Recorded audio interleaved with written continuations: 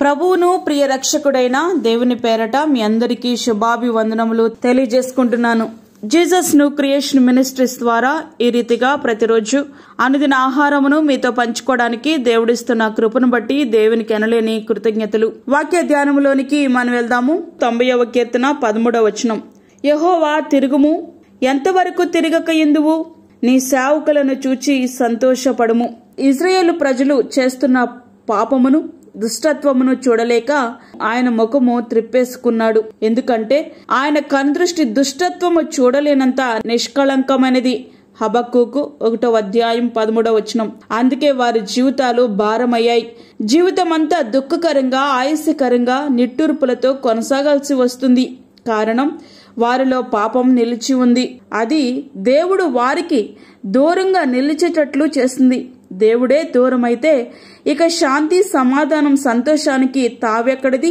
అందుకే దైవజనుడైనటువంటి మోషే గారు బ్రతిమాలుతున్నారు. ప్రభువా, మా వైపు తిరుగు, ఎంతకాలం మమ్మల్ని ఇట్లా విడిచిపెట్టేస్తావు? మా జీవితాంతం మాకు నిట్టూర్పేనా? నిన్ను సేవించే మమ్మలను ఒక్కసారి జ్ఞాపకములోనికి తెచ్చుకో అని. అవును ప్రియ స్నేహితుడా, వాక్యం వింటున్నటువంటి ప్రియ దేవుని బిడ్డ, నీ జీవితం భారంగా కొనసాగుతుందా? శోధనలు నిన్ను వెంటాడుతున్నాయా? సమాధానం లేని పరిస్థితులా? ఒక్కసారి ఆలోచించు. ఈ పరిస్థితికి ఒకవేళ నీ పాపమే కారణమేమో అని. ఎందుకంటే నీవు పాపములో నిలిచి ఉంటే ఆయన ముఖాన్ని త్రిప్పేసుకుంటారు. ఆయనే ముఖాన్ని త్రిప్పేసుకుంటే ఇక జీవితం అంతా నిట్టూర్పులే. ఇప్పుడు ఆయన మరలా నీ వైపు తిరగాలి అనంటే ఒక్కటే మార్గం. ఆయనకు నీకు అడ్డుగానున్న పాపపు గోడను కూల్చేయడమే. ఉదయమున నీ కృపతో మమ్మను తృప్తిపరచుము.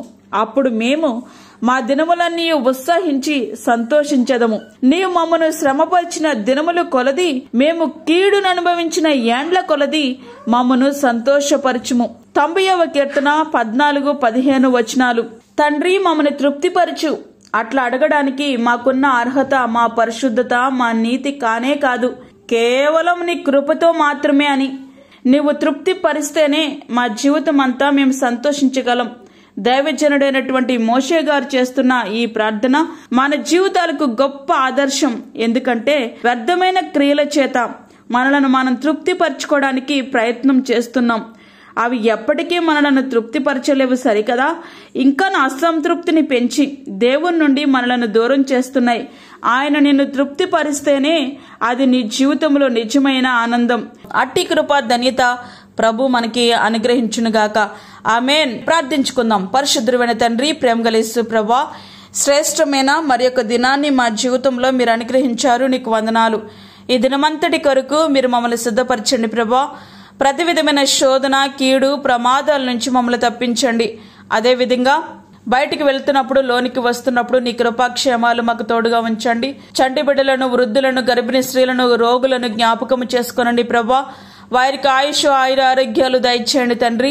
గర్భఫలము లేని బిడ్డలకు గర్భఫలము దయచేయండి. అప్పుల బాధలతో ఇబ్బంది పడుచున్నటువంటి నీ బిడ్డలను జ్ఞాపకం చేసుకోనండి. దీర్ఘకాలిక వ్యాధులతో, సమస్యలతో బాధపడుతున్న నీ బిడ్డలకు మీరు ముట్టండి, స్వస్థపరచండి ప్రభువా. అదేవిధంగా మా నాయకులను, అధికారులను మీరు జ్ఞాపకము చేసుకోనండి. వారందరూ కూడా నీతి న్యాయములతో పరిపాలించుటకు సహాయం చేయండి. దూరదేశంలో ఉన్న నీ బిడ్డలకు నీ కాపుదల దయచేయండి, నీ సన్నిధిని దయచేయండి. ఈ దినమంతటా నీ కృపాక్షేమాలు మనకు అనుగ్రహిస్తారని నమ్ముచు యేసు పరిశుద్ధ నామమున అడిగి వేడుకుంటున్నాము తండ్రి. ఆమేన్. ఈ యొక్క వర్తమానములు ప్రతిదినం పంపించబడతా ఉన్నాయి. ఈ యొక్క అనుదిన ఆహారము కొరకు మరి మీ ప్రార్థన అవసరతల కొరకు మాకు తెలియచేయండి. మా ఫోన్ నంబర్ 9177377559. దేవుడు మిమ్మును, మీ కుటుంబమును దీవించునుగాక. ఆమేన్. దేవుని సేవలో మీ సహోదరి అన్నామణి సాల్మన్.